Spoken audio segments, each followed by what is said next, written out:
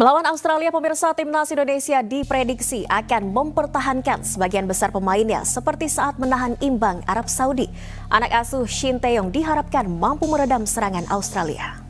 Kenapa mereka juga selebrasi berlebihan Australia sama kita? Karena mereka U23-nya kalah sama kita.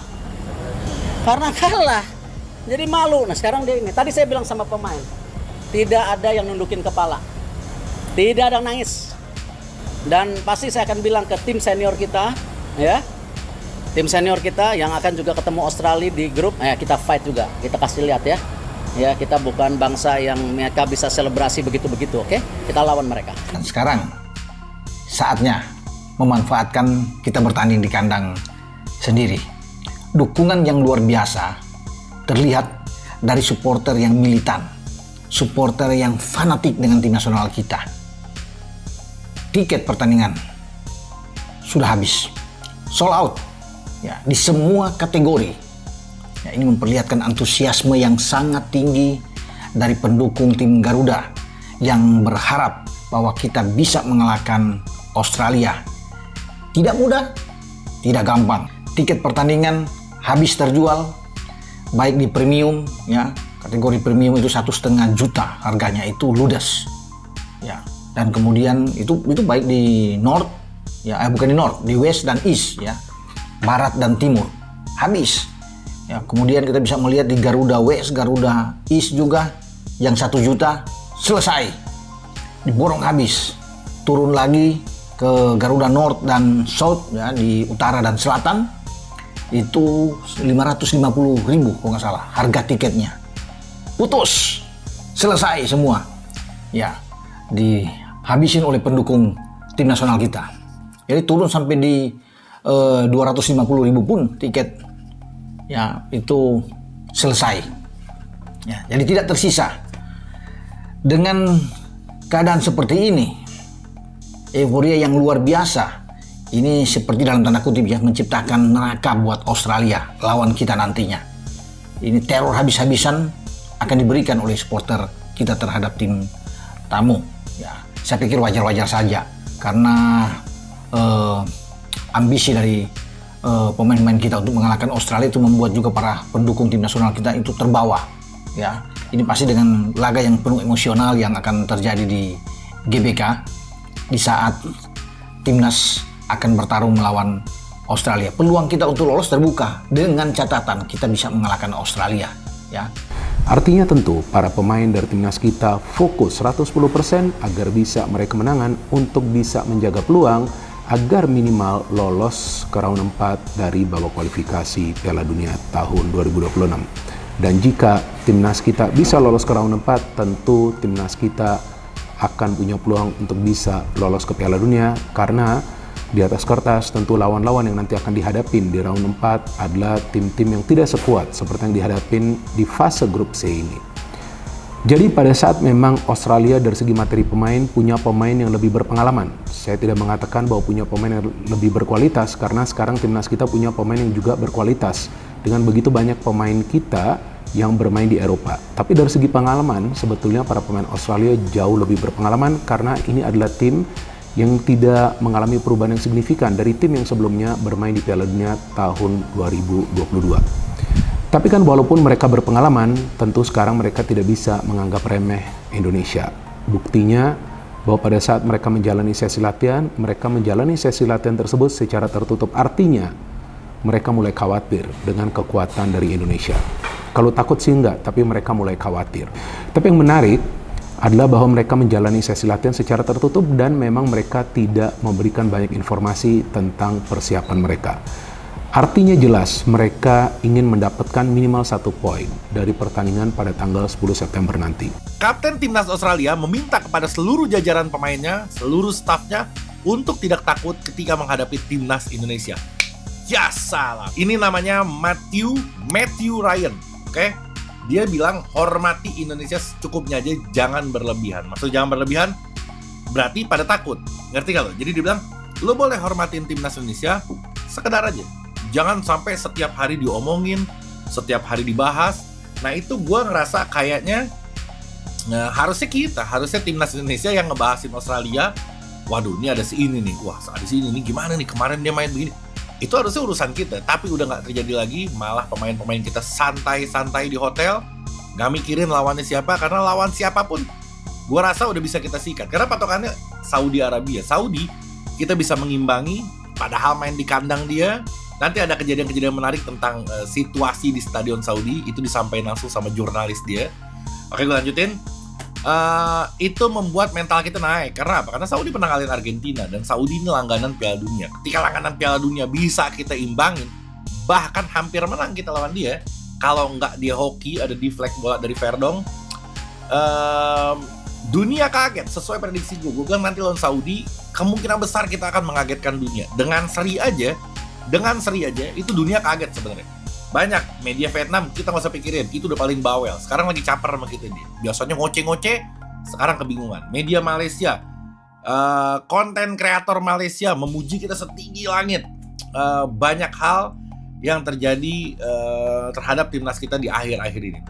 Nah, man of the match itu yang main bener-bener excellent itu dua, Itse sama Pas. Gue sudah bilang berkali-kali, gue sering dulu nonton Martin Pas main. Ini kiper hebat seperti yang gue bilang. Kenapa dia pindah ke MLS? Karena pada saat dia hebat-hebatnya dia cedera lama. Cedera lama, kiper keduanya main bagus sehingga dia nggak mau jadi cadangan, dia pindah ke MLS.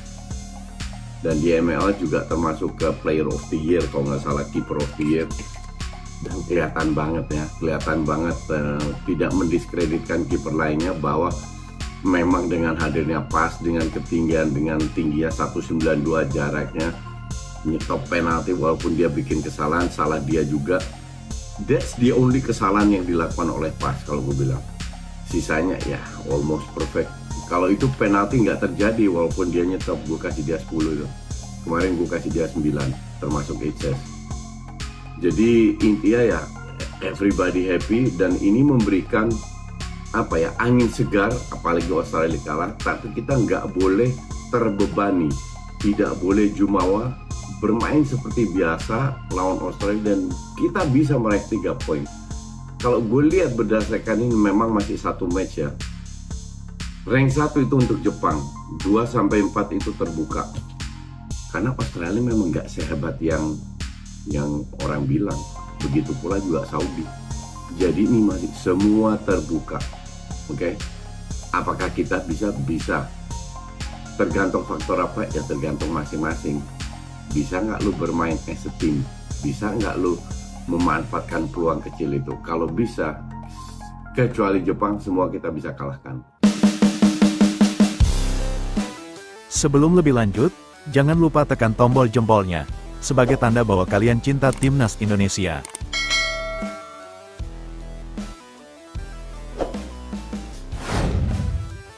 Gelandang Australia Aiden O'Neill mengaku sudah menyadari timnas Indonesia sebagai lawan berat sejak sebelum pertandingan pertama lawan Arab Saudi. Australia akan jadi lawan berikutnya bagi timnas Indonesia dalam pertandingan kedua grup C babak ketiga kualifikasi Piala Dunia 2026 di Stadion Utama Gelora Bung Karno, GBK, Selasa 10/9 malam. Pertandingan nanti akan jadi ujian berat bagi kedua tim. Australia yang baru menelan kekalahan 0-1 dari Bahrain mencoba bangkit dengan menghadapi Indonesia yang tengah percaya diri usai menahan Arab Saudi 1-1. Ketangguhan Indonesia tersebut rupanya diakui Aiden O'Neill sebelum pertandingan pertama grup C dimulai. O'Neill menyadari skuad Garuda bisa merepotkan Arab Saudi. Ini akan menjadi pertandingan yang sangat sulit. Kami sudah menduganya sebelum hasil melawan Arab Saudi, ujar Aiden O'Neill kepada ESPN. Pemain klub Belgia Standard Liège ini menuturkan untuk mengalahkan timnas Indonesia, The Socceroos perlu mendapatkan momentum sejak awal pertandingan. Ini akan menjadi pertandingan yang sangat sulit dan kami harus melakukannya sejak awal untuk mendapatkan apa yang kami inginkan, tutur O'Neill. Saat ini posisi timnas Indonesia dalam klasemen grup C kualifikasi Piala Dunia 2026 berada di peringkat keempat di bawah Jepang, Bahrain, dan Arab Saudi. Sementara Australia di posisi kelima dan China menjadi juru kunci grup C. Berita selanjutnya, FIFA puji kehebatan Maarten Paes bersama timnas Indonesia. FIFA melalui akun Instagramnya memberikan pujian kepada Maarten Paes yang tampil apik di laga Arab Saudi vs Timnas Indonesia. Paes bukan hanya menggagalkan penalti kapten Arab Saudi, Salem Al-Dawsari. Pemain FC Dallas itu juga membuat sejumlah penyelamatan penting pada laga perdana grup C babak ketiga kualifikasi Piala Dunia 2026 di Stadion King Abdullah Sports City, Jeddah, Jumat 6/9 dini hari WIB. Performa impresif di laga debut membuat Paes menuai pujian dari banyak pihak, termasuk FIFA di akun Instagram. Paes disebut sebagai tembok kokoh tim merah putih. Tembok kokoh itu bernama Maarten Vincent Paes, tulis FIFA di takarir unggahannya. Paes menunjukkan kinerja yang bagus di laga perdananya bersama timnas Indonesia. Pemain berusia 26 tahun itu bukan hanya punya refleks berkelas tetapi juga bisa membangun serangan. Paes sejatinya sempat bikin kesalahan yang berujung penalti buat Arab Saudi tetapi dibalas dengan aksi heroik tak lama berselang. Paes berhasil membaca arah tendangan penalti Arab Saudi yang dieksekusi Salem Al-Dawsari. Kiper berusia 26 tahun itu juga melakukan penyelamatan penting pada menit ke-90+3. Ketika kaki-kaki para pemain Indonesia sudah lelah, Paes sukses memblok peluang emas Arab Saudi lewat Feras Albrikan yang membuat skor tetap 1-1 hingga babak kedua usai. Total, Maarten Paes melakukan 4 penyelamatan yang sukses bikin pemain Arab Saudi frustrasi di kandang sendiri. Ranking FIFA Timnas Indonesia diprediksi kembali melesat dalam ranking FIFA setelah menahan Arab Saudi 1-1 pada babak ketiga kualifikasi Piala Dunia 2026 di Stadion King Abdullah, Jumat 6/9 dini hari WIB. Timnas Indonesia mendapatkan hasil positif dalam pertandingan pertama babak ketiga kualifikasi Piala Dunia 2026 usai membawa pulang 1 poin dari markas Arab Saudi. 1 poin itu begitu penting bagi timnas Indonesia yang terus mengincar kenaikan peringkat dalam ranking FIFA. Posisi skuad Garuda yang menempati peringkat ke-134 dalam ranking FIFA memberikan keuntungan besar usai menahan Arab Saudi yang ada di posisi ke-56.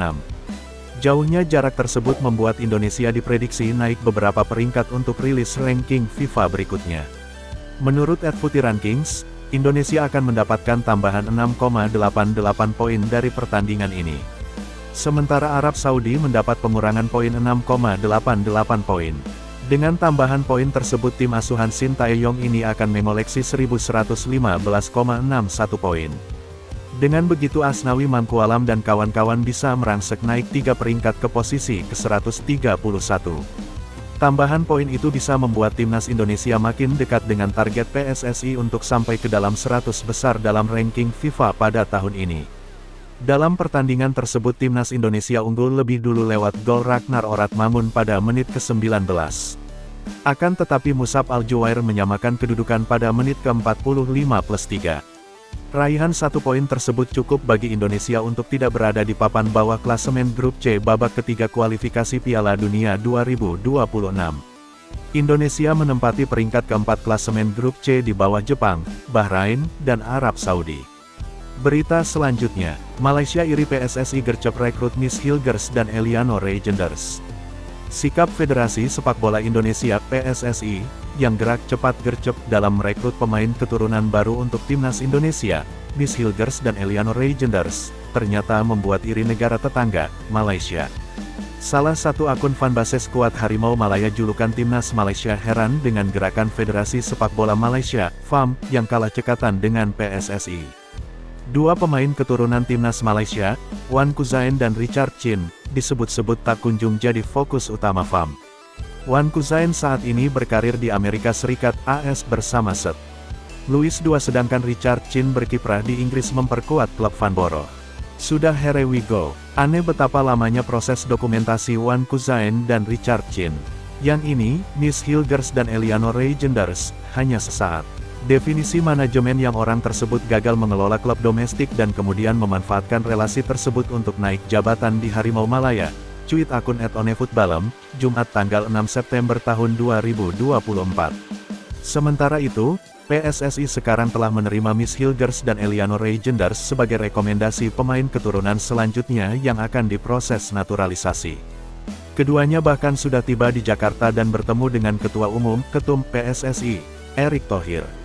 Miss Hilgers merupakan bek yang saat ini berkarir di klub Eredivisie, FC Twente.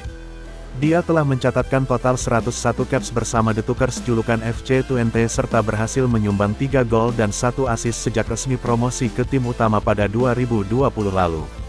Sementara itu Eliano Reijenders adalah bek sayap kepunyaan PEC Zwolle. Usianya sama dengan Miss Hilgers yang sekarang berumur 23 tahun. Dia adalah adik dari gelandang AC Milan, Tijani Reijenders. Kehadiran dua pemain anyar keturunan Indonesia itu pun diyakini akan menambah kekuatan baru bagi skuad Garuda.